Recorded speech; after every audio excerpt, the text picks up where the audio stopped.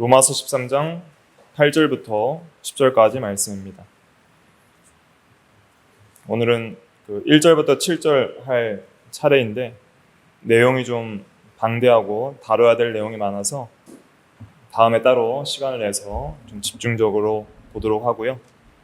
먼저 8절부터 10절까지를 오늘 살펴보도록 하겠습니다. 로마서 13장 8절 제가 봉독하도록 하겠습니다. 피차 사랑의 빚 외에는 아무에게든지 아무 빚도 지지 말라. 남을 사랑하는 자는 율법을 다 이루었느니라. 간음하지 말라, 살인하지 말라, 도둑질하지 말라, 탐내지 말라 한 것과 그 외에 다른 계명이 있을지라도 내 이웃을 내 자신과 같이 사랑하라 하신 그 말씀 가운데 다 들었느니라. 사랑은 이웃에게 악을 행하지 아니하나니 그러므로 사랑은 율법의 완성이니라. 아멘. 이 시간 말씀의 제목은 10절 마지막 말씀을 근거로 해서 사랑은 율법의 완성, 사랑은 율법의 완성이라는 제목으로 하나님 말씀을 증거하겠습니다. 오늘 읽은 본문 8절, 9절, 10절 전부 다 사랑은 율법의 완성임을 공히 강조하고 있습니다. 8절에도 사랑하는 자는 율법을 다 이루었느니라 라고 하고 있고요. 9절에도 내 이웃을 내 자신과 같이 사랑하라 하신 그 말씀 가운데 다 들었느니라 그랬고요. 10절도 사랑은 율법의 완성이니라 그랬습니다. 사랑은 율법의 완성이란 말씀의 의미를 정확하게 잘 이해하셔야 됩니다. 사랑만 하면 율법은 어쨌든지 상관없이 다 지킬 수 있다. 그런 의미도 아닙니다. 또 율법은 사랑 없이 지킬 수 있는 것이다는 의미도 아니에요. 그러니까 사랑과 율법은 좀 달라요. 율법은 법이에요. 사랑은 어떤 대상을 귀하게 여기고 희생하며 그 대상에게 선을 행하고자 하는 어떤 내적 동기예요.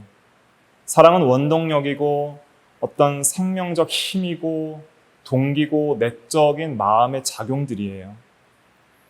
그래서 율법은 사랑을 규정해요. 사랑을 어떻게 하는지를 규정하는 거예요, 율법이. 그러니까 사랑하면 다 된다 이렇게 생각하시는 분들은 율법이 어떻든 그냥 사랑하면 된다고 생각하는 거예요. 그러니까 하나님께서 이것은 죄라고 규정하시는 것까지도 사랑하는 것으로 모든 것을 괜찮다고 생각하는 것도 문제예요. 그래서 고린도전서 13장에 보면은 사랑은 불의를 기뻐하지 아니하고 진리와 함께 기뻐한다 그랬어요. 진리와 함께. 그러니까 사랑은 항상 진리와 함께 가야 돼요. 사랑이 그럼 어떻게 하는 게 사랑인데? 자, 우리가 사랑해야 되잖아요. 그렇죠? 하나님을 사랑해야 되죠. 이웃을 사랑해야 되죠. 자기 배우자 사랑해야 되죠. 자녀도 사랑해야 돼요. 또 불신자들에 대해서도 악인들에 대해서도 원수들에 대해서 사랑해야 돼요. 다 달라요. 다 다른 거예요. 방법이 다 달라요. 다 똑같은 방식으로 사랑할 수는 없어요. 어떤 그 범위가 있고 제한사항이 있고 하면 안 되는 게 있고 하면 되는 게 있고 하면 안 되는 게 있고 적극적으로 해야 되는 게 있는 거예요. 예를 들면 하나님에 대한 사랑에 있어 중요한 게 뭐예요? 우상 숭배하면 안 되는 거예요. 하나님만을 사랑해야 돼. 하나님만을 섬겨야 되고 안식일을 잘 기억하여 거룩하게 지키고 그러니까 하나님에 대해서는 첫째 대상에 대해서 하나님만 섬겨야 되고 또 이 계명은 방식을 가리키는 거예요. 말씀대로 형상 예배하지 말고 말씀대로 예배하라. 셋째는 태도. 망령되게 일컫지 말고 태도에 대해서도 하나님을 최대한 존중하는 태도. 넷째는 시간에 대해서도 시간을 정해놓고 구별해서 드려라. 이런 방식이 주어지는 거예요. 마음대로 사랑해서는 안 되는 거예요. 부부관계에 있어서도 범위가 있잖아요. 자기 배우자만 사랑해야 돼요. 간음하면 안 되는 거예요. 다른 사람을 사랑해서는 안 되는 거예요. 사랑한다고 아무나 자기 배우자처럼 다른 여자나 남자를 사랑해서 안 되는 것이죠. 한계가 있는 거예요. 자녀 사랑에서도 마찬가지예요. 자녀도 하고 싶은 대로 다 사랑하면 안 돼요. 하나님의 계명으로 자녀를 훈계하라 그랬어요. 자녀가 죄를 지으면 매를 아끼지 말고 때리고, 주의 교훈과 사랑으로 훈계하고, 어떻게든지 하나님의 말씀대로 설 수 있도록 가르치고, 권위를 가르치고, 부모를 공경하도록 가르쳐야 돼요. 그러니까 자녀가 부모를 공경할 줄 모르면 공경하도록 가르쳐야 돼요. 공경하도록. 그게 자녀가 복받는 길이니까. 공경 안 하더라도 마음대로 그래, 나는 널 사랑하니까 마음대로 살아라, 그렇게 하시면 안 돼요. 공경하도록 가르치는 거예요. 또 부모는 자녀를 노엽게 하지 말고, 자녀들에 대해서도 그 악을 행하지 않도록 하고, 악하게 대하지 않고, 참 사랑하게 하면서도 노엽게 막 너무 자녀들을 막 핍박하거나 억제이거나 강압하거나 해서 노엽게 하지 말고, 정말 오래 참음과 기도와 주의 훈계로 잘 양육하는 것이 중요하죠. 또 직장에서 어떻게 사랑해요? 서로 시기 질투하지 않고, 또 위에 상관의 그 요구들을 겸손하게 잘 순종하면서 자기 일처럼 잘 해나가는, 그게 사랑이에요. 직장에서 직장 일을 맡은 바 충성되게 잘하는 게 사랑이지, 직장 상사를 사랑하는 게 사랑이 아니잖아요. 그죠? 그냥 마음으로 사랑한다고 되는 게 아니에요. 뭔가 해야 될 걸 잘 해나가야 되는 거예요. 원수에 대해서도, 원수를 무조건 사랑할 수는 없어요. 원수가 악을 행하는데 그 악을 사랑할 수 없는 거예요. 원수가 나를 해치려고 하는데 방어도 하지 않고 그냥 죽임을 당하는 것도 옳지 않은 거예요. 정당 방위도 해야 돼요. 피해를 입으면 막는 거죠. 또 악한 자들이 하나님의 법을 거스리고 악하게 행하면 그건 악은 악이라고 책망할 수 있는 게 사랑이에요. 그러니까 우리가 왜 동성애를 책망하냐면, 동성애는 악이기 때문에 그걸 책망해야 듣고 돌이키는 사람들이 있을 거 아니에요. 선한 길로. 그러니까 악인에 대해서는 악은 악이라고 책망하는 게 그게 사랑인 거예요. 악을 행한다고 사랑한다고 다 품는 것은 사랑이 아니에요. 사랑은 율법에 규정되고 선한 법에 규정된 대로 해야 그게 진짜 사랑이지, 아무렇게나 한다고 사랑이 아니에요. 근데 우리가 율법을 잘 지켜야 되지만은, 그 율법을 잘 지켜야 되지만은 뭐가 중요하냐면 동기가 중요해요. 율법을 온전하게 완성시키려면 동기가 있어야 돼요. 그게 사랑이라는 거예요. 그러니까 율법을 지키게 하도록 순종의 동기는 사랑이 돼야지 율법을 완성할 수 있다는 의미예요. 오늘 본문은. 그러니까 사랑이 없으면은 소용없다는 거예요. 그렇게 철저하게 지켜도. 철저하게 규칙대로 선과 악을 구별하고 철저하게 뭔가를 분별하려고 해도 사랑이 동기가 되지 않으면 소용없다는 거예요. 내적 동기를 보시는 거니까 하나님은. 내적 동기가 없으면 율법도 온전한 순종으로 나아갈 수가 없어요. 그래서 사랑은 율법의 내적 동기예요. 순종의 동기고. 그다음 율법은 뭐예요? 사랑의 규정이에요. 규정. 어떻게 사랑해야 되는지에 대한 규정들이에요. 그러니까 십계명은 뭐냐면 하나님과 이웃을 사랑하는 방식이에요. 규칙이에요. 그리고 그 십계명을 지키는 동기는 뭐예요? 사랑인 거예요. 그렇게 이해하셔야 돼요. 그러니까 사랑과 율법이 마치 그냥 똑같은 거로 생각하시면 안 돼요. 사랑의 동기와 능력으로 율법을 온전하게 지켜나가는 거예요. 그리고 사랑은 율법을 온전하게 지킴으로 완성되고 성취되는 거예요. 그러니까 내가 정말 사랑의 사람인가를 살펴보려면 나의 율법 순종을 살펴보면 돼요. 나의 율법 순종을. 내가 제대로 사랑하고 있는가? 그럼 율법을 제대로 순종하고 있는가를 보시면 돼요. 그리고 내가 율법을 제대로 순종하고 있는가, 완성하고 있는가를 보려면 뭘 봐야 돼요? 내가 사랑이 있는가를 봐야 돼요. 사랑이 있는가. 내 안에 그 동기가 사랑인가. 모든 계명을 순종하는 데 있어서 내가 정말 하나님을 사랑하고 있는가, 아니면 이웃을 사랑하고 있는가, 아니면은 마음으로는 전혀 그렇지 않은데 형식적으로만 지키고 있는가. 형식적으로 할 수 있어요. 형식적으로. 가식적으로, 외식적으로, 그냥 사랑하는 척만 할 수 있는 거예요. 자기 유익을 위해서. 자기 해 안 입으려고 그냥 사랑하는 척 할 수 있어요. 그 처세술은 할 수 있어요. 그러나 정말 그 사람을 마음을 다해서 귀하게 여기고 그 사람을 사랑하는 동기를 가지고 이웃을 사랑하는가? 또 하나님을 사랑하는가? 하나님을 예배하는가? 이것이 중요한 거예요. 둘 다 중요해요. 동기도 중요하고 규정도 중요해요. 원동력도 중요하고 방법도 중요한 거예요. 그래서 이 모든 것이 조화될 때에 사랑과 율법이 온전해지는 것입니다. 오늘 읽은 본문 한 절씩 좀 자세하게 좀 살펴보도록 하겠습니다. 8절 같이 읽어볼게요. 시작. 피차 사랑의 빚 외에는 아무에게든지 아무 빚도 지지 말라. 남을 사랑하는 자는 율법을 다 이루었느니라. 네, 여기서는 사랑의 빚을 지라고 말하고 있어요. 피차, 서로죠. 서로 간에 사랑의 빚 외에는 아무 빚도 지지 말라 그랬어요. 자, 아무 빚도 지지 말라 그랬으니까 돈 빌리지 말라는 뜻이에요? 그건 아니에요. 예수님께서도 마태복음 5장 42절에 보면 내게 구하는 자에게 주며 내게 꾸고자 하는 자에게 거절하지 말라. 그러니까 빌려주라는 것은 빌리는 것도 허용되었다는 뜻이죠. 또 누가복음 6장 35절에 보면 아무것도 바라지 말고 꾸어주라 그랬어요.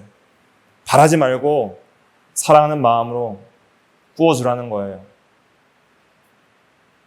그런데 또 빌림을 받았으면은 그 약속한 대로, 합의한 대로 또 갚아야 될 의무도 있어요. 그러니까 이것은 빌려주되 바라지 말고 빌려주고 갚되 합의한 대로 갚으라는 그러한 의미도 포함이 됩니다. 빚지지 말라는 것은 무조건 빚지지 말라는 것이 아니라 바라지 말고 꾸어주고 또 합의한 대로 갚으라. 그래서 갚지 않는 죄를 짓지 말라 이런 의미도 있고요. 또 사랑의 빚 말고 우리가 지지 말아야 될 중요한 빚이 있어요. 성경에서 빚에 대한 비유를 이제 크게 두 가지를 하시거든요. 마태복음 18장에 1만 달란트 빚진 자에 대한 비유가 있고요. 누가복음 7장에는 500데나리온 또 50데나리온 빚진 자에 대한 비유가 있어요. 그 비유는 무엇이냐면 죄의 빚을 가리키는 거예요. 죄의 빚. 그러니까 아무에게도 아무의 빚을 지지 말라. 이것은 죄의 빚 지지 말라는 거예요. 그러니까 죄 지으면 죄의 빚을 지는 거예요. 그 죄를 갚아야 돼요. 자, 내가 다른 사람에게 잘못했어요. 그럼 죄의 빚이 생겼어요. 그럼 갚아야죠. 갚으려면 어떻게 해야 돼요? 용서를 구하고 그 다음에 피해를 준 거에 대해서 보상을 해야 되는 거예요. 그게 갚는 거예요. 그러니까 내가 본의 아니게 무심코 말에 대한 실수라든지 마음의 상처라든지 아니면 신체적이나 물질적인 피해를 줬을 때에는 우리가 갚아야 되는 거예요. 무시하고 넘어갈 것이 아니라 성도님이 이런 것 때문에 나에게 상처를 받았다는 것을 어느 정도 인식하고 깨닫게 하시면 그 깨닫는 것도 은혜거든요. 그러면 혹시 이런 말 때문에 혹시라도 마음이 상하셨다면 제가 경솔하게 행했으니까 죄송합니다. 갚아야 되는 거예요. 갚으려면 자존심을 내려놔야 돼요. 겸손해야 되고 또 참 그 사람을 사랑하는 마음으로 그 사람이 마음이 좀 편해지고 잘 되기를 바라는 마음으로 갚아야 되는 거예요. 사람 간의 가운데도 이 죄의 빚을 지지 않도록 하고 혹시라도 졌으면 갚아야 되는 거예요. 그런데 우리가 사랑의 빚은 많이 질수록 좋아요. 사랑의 빚은 많이 받을수록 좋은 거예요. 사랑은 많이 받아야 돼요. 많이. 근데 여기서 사랑의 빚을 지라는 것은 누구한테 지라는 걸까요? 하나님이에요, 사람이에요? 첫째는 하나님이에요. 하나님께 사랑의 빚은 많이 지라는 거예요. 많이 지라는 거예요. 자, 우리가 하나님께 받은 사랑의 빚이 있어요.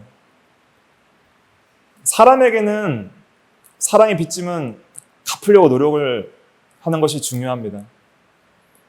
죄의 빚도 갚아야 되지만 사랑의 빚도 많이 받으면 좋고 받은 대로 또 갚도록 노력하는 게 중요하죠. 근데 하나님께 대한 사랑의 빚은 당연히 우리가 갚도록 힘써야 됩니다. 당연해요. 당연한 건데 다 갚을 수 있어요, 없어요? 못 갚아요. 그걸 깨닫는 게 사랑의 빚지는 거예요. 그러니까 무한한 사랑의 빚을 졌다는 것을 깊이 깨달아가는 것이 사랑의 빚을 많이 지는 거예요. 사랑의 빚을 적게 진 사람은 사랑을 조금 깨닫는 사람, 사랑의 빚을 많이 지는 사람은 사랑에 대해서 많이 깨닫는 사람이에요. 그래서 그 빚에 대해서 마태복음 18장에 이런 비유를 했어요. 어떤 임금이 이제 결산을 하는데 종들을 불러놓고 1만 달란트 빚진 종을 불러왔어요. 근데 1만 달란트가 어느 정도 가치냐면 그 이제 로마 시대 때 이제 무게의 가치도 있고 화폐의 가치도 있는데요. 당시 금은 너무나 비싸고 은 1달란트가 6천 데나리온이에요. 그러니까 6천 데나리온이라는 것은 뭐냐면 1데나리온은 장정 한 명이 하루 동안 열심히 일해서 받는 하루 품삯이 1데나리온이에요. 그러면은 1달란트는 6천 일을 일해야지 받을 수 있는 돈이에요. 그럼 6천 일을 일하려면 몇 년 일해야 될까요? 1년 휴일 빼고 안식일 빼고 300일 일한다고 치면 365일 중에 300일 일한다고 치면은 6천 일을 일하려면 20년 일해야 돼요. 20년. 그러니까 한 달란트 벌려면 사람이 20년 동안 일하는 돈을 다 갖다 바쳐야지 그 빚을 갚을 수 있는 거예요. 그러면 1만 달란트 갚으려면 몇 년 일해야 돼요? 20만 년 일해야 돼요. 20만 년. 20만 년 일해야지 1만 달란트 갚을 수 있어요. 그럼 1만 달란트를 갚을 수 있는 사람이 있어요? 없어요? 없는 거예요. 20만 년을 어떻게 살 거예요? 20만 년을 어떻게 살아요? 그러니까 불가능한 빚을 가리켜서 1만 달란트다. 오늘 화폐 가치로 환산하면은 연봉을 보수적으로 작게 잡아서 한 3천만 원 잡으면 6조 원 정도 되는 거예요. 사람이 어떻게 6조 원을 갚겠어요? 그냥 일반적인 하루 품삯을 벌어서. 그래서 그 임금이 1만 달란트 빚진 그 자에게 네 자신과 아내와 자녀와 모든 소유를 팔아서 니도 종되고 아내도 종되고 자녀도 종되고 네 소유 다 팔아서 갚으라 그랬어요. 그래도 못 갚아요. 평생 종 노릇해도 못 갚은 거예요. 못 갚는 돈이에요. 20년 동안 갚아야 돼. 아니 20만 년 동안 일해야 되는데 어떻게 갚겠어요? 그러니까 종이 주여 제게 좀 참아주시옵소서. 참아주시옵소서. 그렇게 하니까 그 임금이 예수님을 가리키는 상징하는데 너그러워서 그래 그럼 내가 1만 달란트 다 탕감해 주겠다. 다 탕감해 줄 테니까 자유롭게 살아라. 이렇게 용서해주고 빚을 갚아줬어요. 예수님이 대신 갚아줬어요. 근데 그 종이 가가지고 자기에게 100데나리온 빚진 동료를 만난 거예요.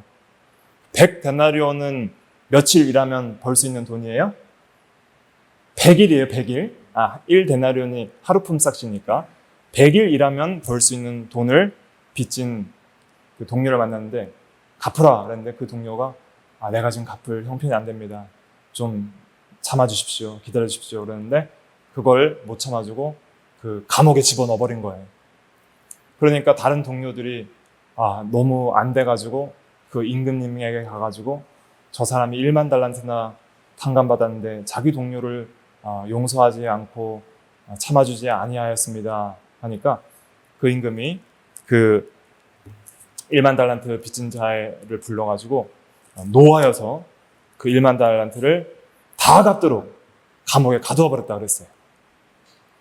이것은 우리에게 무엇을 상징하냐면 그 죄의 빚을 1만 달란트를 빚졌다는 것은 우리가 하나님께 대한 죄의 빚을 가리키는 거예요. 우리가 하나님께 대한 죄의 빚. 그 죄의 빚을 갚으실 수 있는 분은 하나님밖에 없어요. 그럼 무한한 빚이기 때문에. 우리가 신앙고백서에서도 그 대열의문답에서 배웠잖아요. 그 152문답에 모든 죄가 하나님으로부터 마땅히 받을 보응이 무엇입니까? 그랬을 때 모든 죄는 지극히 작은 것이라도 하나님의 주권과 선과 거룩도는 그의 의로운 율법에 대항하는 것이므로 현세와 내세에서 하나님의 진노와 저주를 받아 마땅한 것이며 그것은 그리스도의 피가 아니고는 속죄될 수 없다 그랬어요. 가장 작은 죄라도 하나님의 주권, 하나님의 왕되심과 그의 선하심과 거룩하심과 의로우심과 무한하시고 완전하신 하나님의 성품과 권위에 대한 도전과 반역이기 때문에 그 모든 죄가 받아야 될 마땅한 형벌은 무한하고 영원한 형벌이라고 그랬어요. 무한하고 영원한 하나님에 대한 죄는 무한하고 영원한 죄의 빚이고 무한하고 영원한 형벌밖에 없으니 그것은 무한한 가치가 있는 참 하나님이시자 참 사람이신 그리스도의 피가 아니고는 속죄될 수가 없다. 대우리문답 152문답을 통해서 우리가 배웠잖아요. 그것처럼 1만 달란트 빚은 우리가 갚을 수 없는 죄의 빚, 영원토록 형벌받아도 다 갚을 수 없는 영원한 형벌을 받아야 될 죄의 빚을 가리키는 거예요. 근데 그것을 우리가 탕감받았다 한다면 그것은 탕감받은 자에게 이제 무슨 빚이 돼요? 죄의 빚이에요? 사랑의 빚이에요? 사랑의 빚이 되는 거예요. 이해되시죠? 죄의 빚을 탕감받고 나서는 사랑의 빚을 지는 거예요, 이제는. 죄의 빚은 탕감됐어요. 그리스도를 통해서 죄의 빚은 사라졌어요. 얼마나 좋아요. 근데 빚이 없어진 게 아니라 사랑의 빚을 무한히 지는 거예요, 이제는. 사랑을 무한히 받은 거예요. 그럼 사랑의 빚진 자는 어떻게 해야 돼요? 사랑을 이제는 행해야 하는 거예요. 사랑함으로 갚아야 되는 거예요. 사랑의 빚은 사랑함으로 갚는 거예요. 하나님을 사랑하고 이웃을 사랑함으로 갚는 거예요. 그래서 100데나리온 빚진 자는 어떤 사람이냐면 나한테 인간적으로 죄 빚진 사람이에요. 인간적으로 나에게 좀 실수하고 좀 잘못하고 좀 허물이 있는 사람이에요. 근데 그 사람 용서해야 돼요? 안 해야 돼요? 해야죠. 왜요? 우리는 무슨 빚이 있으니까? 사랑의 빚이 있으니까.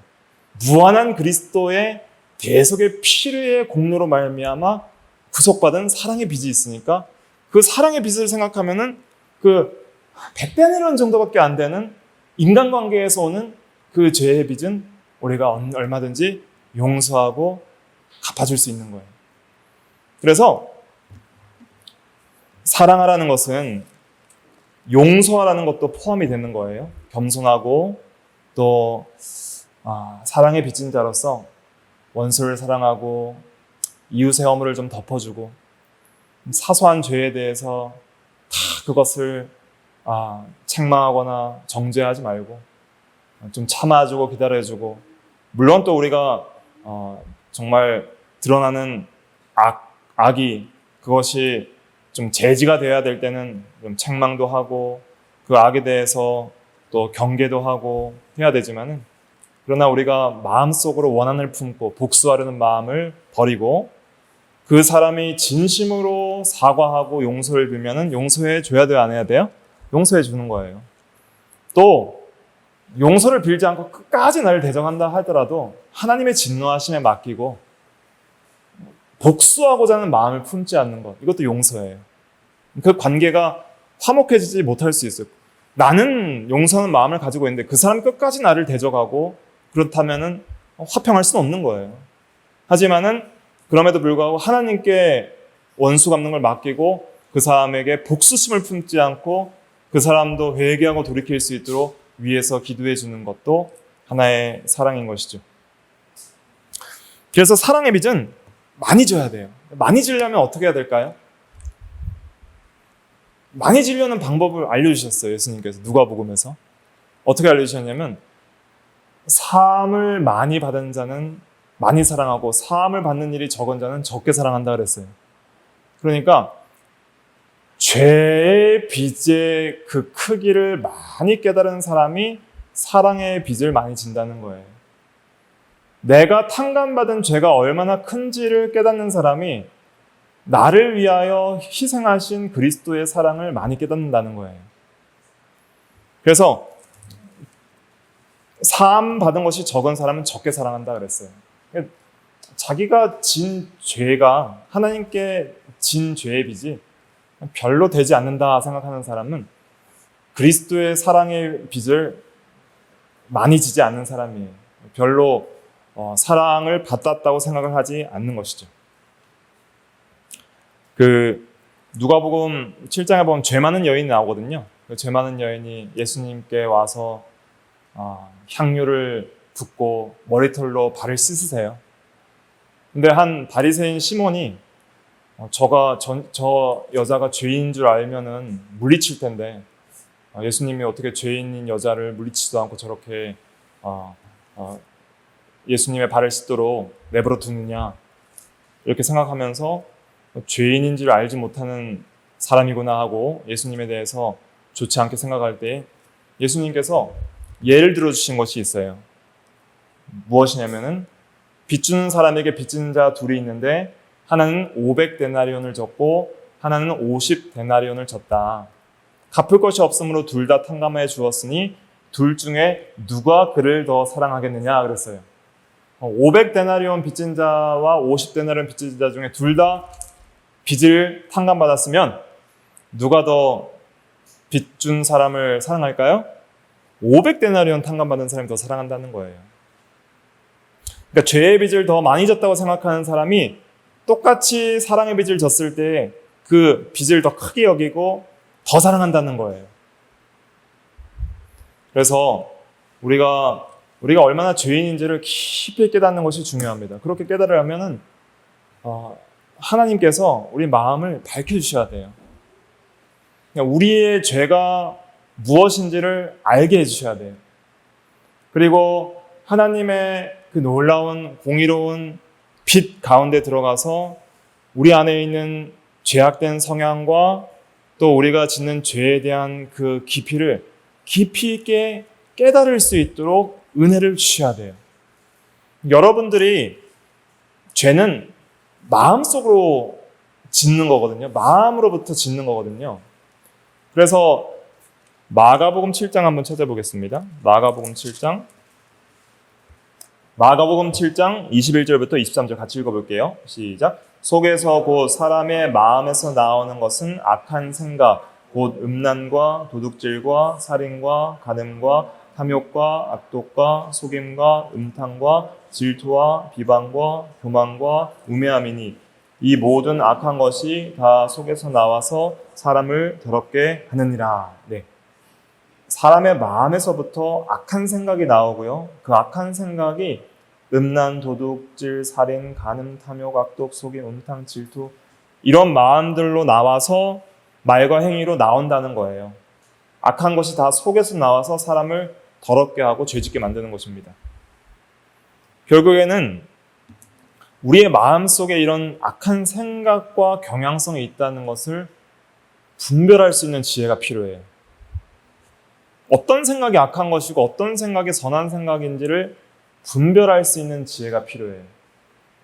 근데 내가 죄 짓고 있을 때는 못 깨달아요.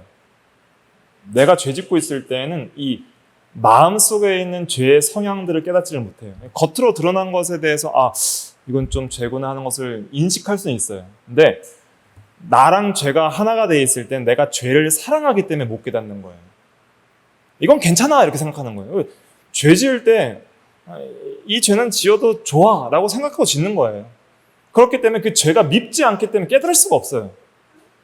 근데 하나님께서 은혜를 주시면은 죄를 객관적으로 분리해서 제3자로 보면서 그것을 분별하고 이것이 얼마나 더러운지를 깨닫고 볼 수 있는 영적인 지혜가 생겨요. 그것이 사도 바울이 로마서 7장에서 발견한 것이었거든요. 내 안에는 그 선한 것이 거하지 않는 줄 알미라 그랬잖아요. 로마서 7장 한번 가볼까요? 로마서 7장에 보면은 18절부터 21절까지 한번 읽어볼게요.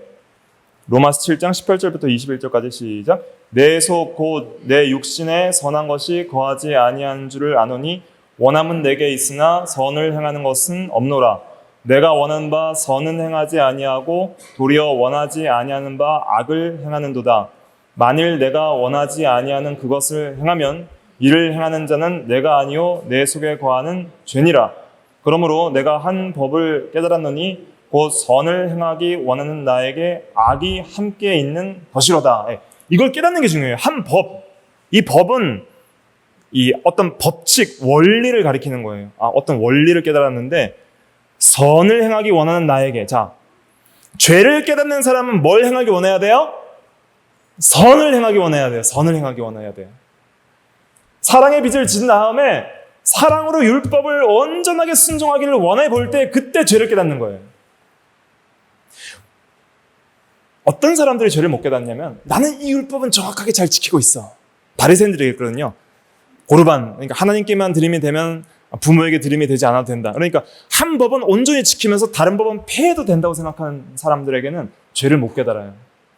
근데 모든 계명을 1.1획도 하나도 빠짐없이 모두 준행하여서 선을 행하기를 원하는 사람은 죄를 깨달아요. 모든 것을 완전하게 순종해야지 율법 완성이거든요. 하나라도 범하면은 모든 것을 범한 것이라고 야고보서 2장에 말씀하는 것이 있어요. 모든 율법은 하나예요. 모든 율법은 사랑 안에서 하나예요. 그렇기 때문에 하나라도 범하면 전체를 다 범하는 것이 되고요. 온전히 지키려면 전체를 완벽하게 지켜야 돼요. 그래서 선을 행하기 원할 때에 내가 안 되는구나 하는 걸 깨닫는 거예요. 내가 안 되는 거예요. 악이 함께 있고 내 속에 죄가 있구나. 죄의 법이 있구나. 23절에 죄의 법, 죄를 지으려는 그 세력, 법은 이 강제력을 가리키는 거예요. 강제력. 죄의 법은 강제력이라고 말씀드렸죠. 참새가 방앗간을 그냥 지나치는 법이 없다라고 할 때 그런 것이 강제력이에요. 참새는 나다를 먹고 싶어하는 욕구가 있기 때문에 그 욕구를 제어할 능력이 없어서 방앗간을 못 지나가고 그 하고 싶은 걸 하는 거예요.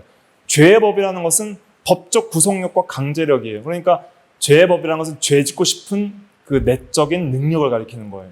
내적인 세력. 내 안에 악을 즐기고 사랑하고 율법을 사랑하지 않고 범하려는 성향이 있구나. 이걸 깨닫는 게 중요해요. 그리고 내가 어떻게 율법을 범하고 있구나. 외적으로 그걸 깨닫는 게 중요하죠. 그걸 깨달으려면 선을 행하기를 원하는 나에게 악이 함께 있는 것이로다. 선을 행하기를 원해야 비로소 깨달을 수 있는 거예요. 적극적으로. 사랑은 율법의 완성이라고 그랬으니까 한번 율법을 완성시켜보자 하면은 율법의 행위로는 그 앞에 의롭다함을 받을 육체가 없으니 율법으로는 뭘 깨달음이라? 죄를 깨달음이라. 내가 죄인이구나. 깨닫는 거예요. 비로소. 그래서 이제 내가 정말 죄의 빚을 많이 졌구나. 생각보다 많이 졌구나.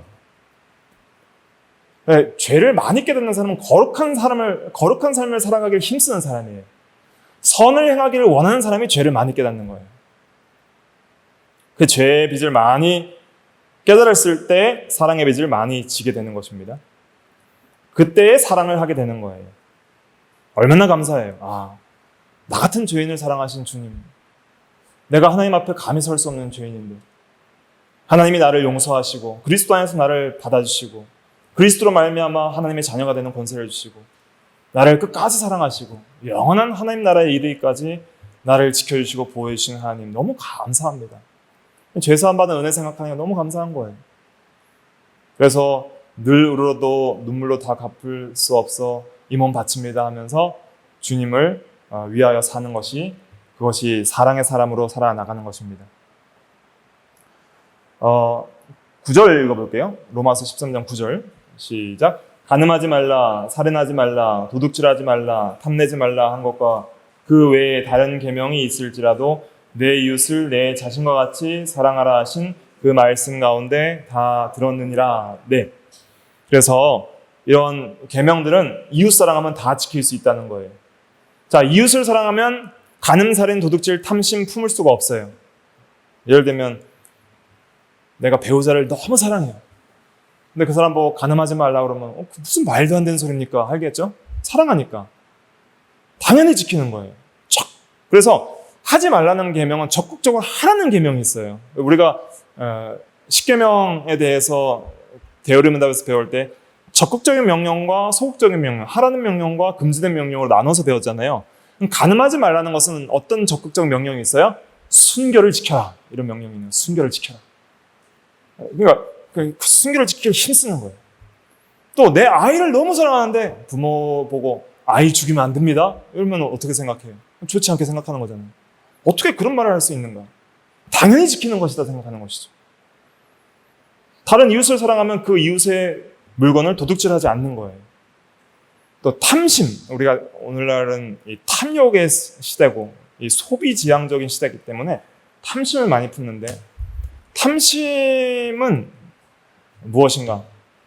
탐내지 말라는 것은 우리가 이웃의 필요를 적극적으로 생각하라는 의미가 있어요. 이웃의 필요를 채워줘라. 탐심은 이웃의 필요를 생각하기보다 이웃의 소유를 탐내는 거예요.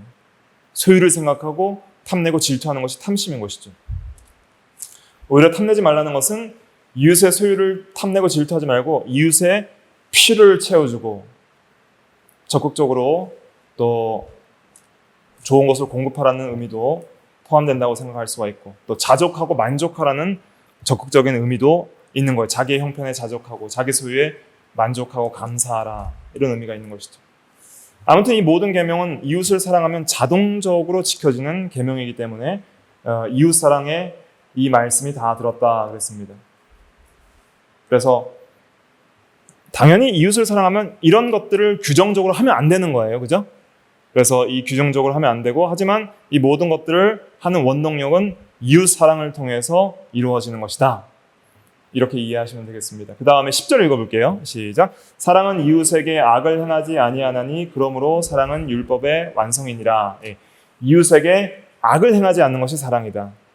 어떻게 하든지 이웃에게 선을 끼칠 수 있고 또 유익이 될 수 있도록 하는 것이 이게 사랑입니다. 사랑은 이웃에게 좋게 하는 거예요. 선한 것을 희생하여 주는 게 사랑이에요. 희생이 사랑이고 선한 영향력을 끼치는 것이 사랑인 것이죠. 그런 사랑을 하는 사람은 당연히 이웃에게 해를 가하지 않기 때문에 이웃사랑의 계명들을 잘 지킬 수 있습니다. 그래서 사랑은 율법의 완성이니라 그랬습니다. 사랑을 원동력으로 해서 율법을 전체를 잘 지켜나가야 됩니다. 그리고 율법은 사랑의 구체적인 규정들이기 때문에 어떻게 사랑해야 될지도 배워야 돼요. 우리가 추상적으로 사랑 이렇게 말을 하는데 우리가 진짜 모르는 게 뭐냐면은 어떻게 사랑하는지를 잘 몰라요, 사실은. 그래서 결혼하기 전에도 남편과 아내가 어떻게 사랑해야 될지도 공부를 많이 하는 게 중요해요. 부부관계의 실패가 뭐냐면 그냥 무작정 사랑하는 거예요. 어떻게 사랑해야 될지 모르는 거예요. 서로의 차이점을 이해하고 또 성경적으로 어떻게 사랑해야 되는지를 깊이 이해하고 사랑해야 되잖아요. 예를 들면 성경에서는 에베소서에서는 뭐라 그랬어요? 남편은 그 아내를 위해서 어떻게 하라 그랬어요? 그리스도께서 교회를 위하여 죽어주신 것처럼 사랑하라 그랬죠. 목숨을 바쳐서 사랑해야 되는 거예요. 또 아내는 남편을 교회가 그리스도를 주라 일컫는 것처럼 그렇게 순종하고 존경하고 하라고 했잖아요. 그런 방식으로 사랑하는 거예요. 그러니까 어떤 깊은 이해를 가지고 또 어떻게 사랑해야 될지를 율법을 통해서 배워나가는 것이 참으로 중요합니다. 그래서 이 모든 것들을 완전하게 해서 사랑을 통해 율법을 완성해 나가는 것이 중요한 것이죠. 그래서 이 계명들을 통해서 우리가 참으로 죄의 빚을 많이 졌는데 사랑의 빚을 진 사람으로서 마땅히 하나님과 이웃을 사랑해 나가야 된다. 사랑은 계명 순종과 완성의 원동력이다. 그런데 무작정 사랑해서는 안 되고 무엇대로 사랑해야 돼요? 율법대로, 계명대로, 진리대로 사랑해야 된다. 배워야 되는 거죠. 사랑하는 방법도 배워야 하는 거예요. 훈련해야 되는 것이고 힘써야 되는 것입니다. 그러니까 배웠으면 가서 실천하셔야 돼요. 사랑하는 방법을 배웠으면 집에 가서도 좀 아내도 사랑하시고 남편도 좀 잘 섬기시고 또 이웃에게 악을 행하지 말고 또 용서하고 긍휼히 여기고 하는 그러한 마음들을 가질 필요가 있는 것이죠. 다 같이 기도하겠습니다. 거룩하신 하나님, 은혜와 사랑을 감사합니다. 피차 아무에게도 사랑의 빛 외에는 아무 빛도 지지 말라 하신 주님, 사랑하는 자는 이웃에게 악을 행하지 아니하나니 사랑은 율법의 완성이라 하신 주님, 우리가 사랑 없음을 회개합니다. 용서하여 주시고 무한한 사랑을 우리에게 베풀어 주신 그리스도의 은혜 때문에 죄의 빚을 탕감받고 무한한 사랑의 빚을 졌사오니 이 빚을 갚기 위하여 자원하여 사랑하며 하나님과 이웃을 사랑하게 하시고 사랑할 때 내 마음대로 사랑하는 것이 아니라 율법에 규정된 대로 행해야 할 것과 하지 말아야 될 것을 온전히 순종함으로 사랑하는 저희들 되게 하시고, 또 사랑의 능력으로 율법을 순종함으로 율법을 완성하는 저희들 다 될 수 있도록 은혜를 베풀어 주시옵소서. 예수님의 이름으로 기도하옵나이다. 아멘. 찬송가 305장 찬양하겠습니다. 305장.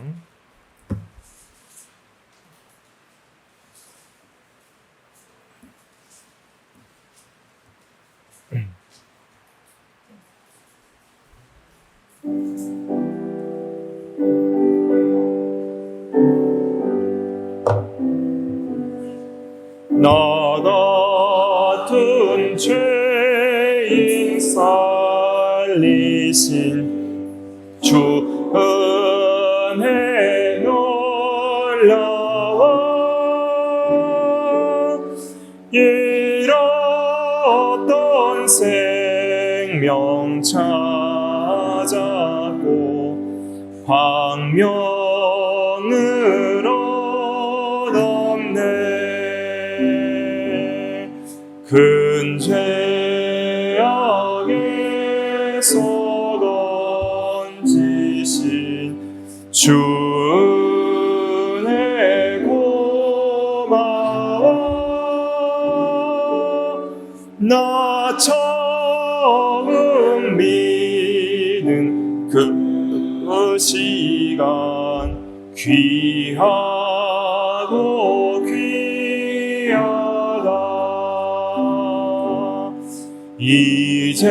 이제껏 내가 산 것도 주님의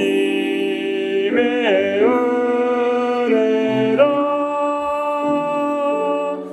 또 나를 장차 본향에 인도해 주시리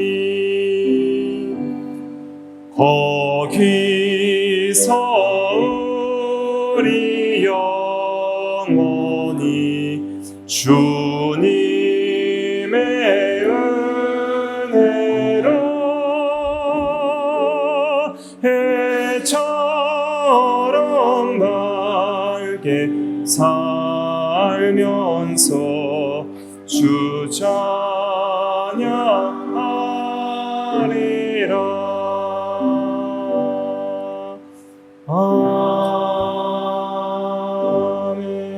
아멘. 다 같이 기도하겠습니다.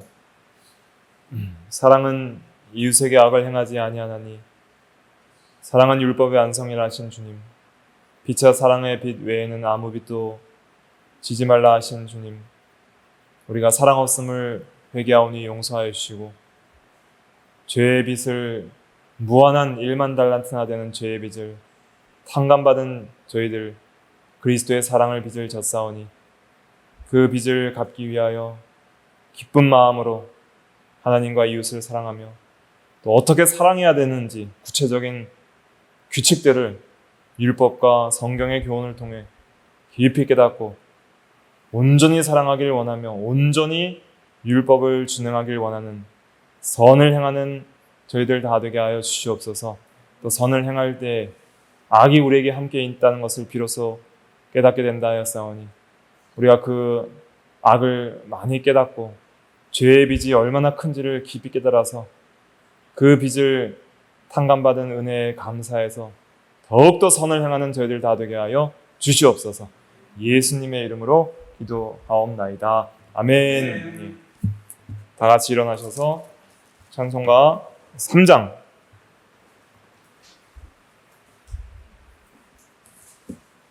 찬양할게요. 찬송가 3장.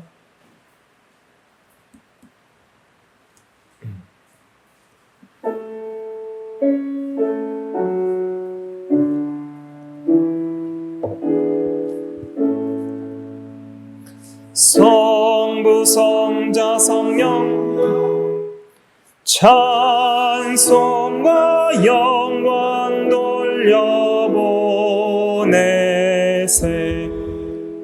태초로 지금까지 또 영원 무궁토록 성삼위께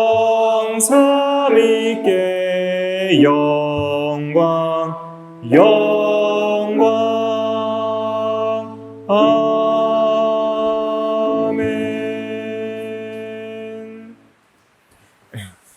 지금은 우리 주 예수 그리스도의 은혜와 하나님 아버지의 무한하신 사랑하심과 성령의 감화교통 인도하심이 사랑의 무한한 빚을 지고 사랑으로 율법을 완성하기를 원하는 모든 성도들 위해 지금으로부터 영원토록 함께 있을지어다. 아멘.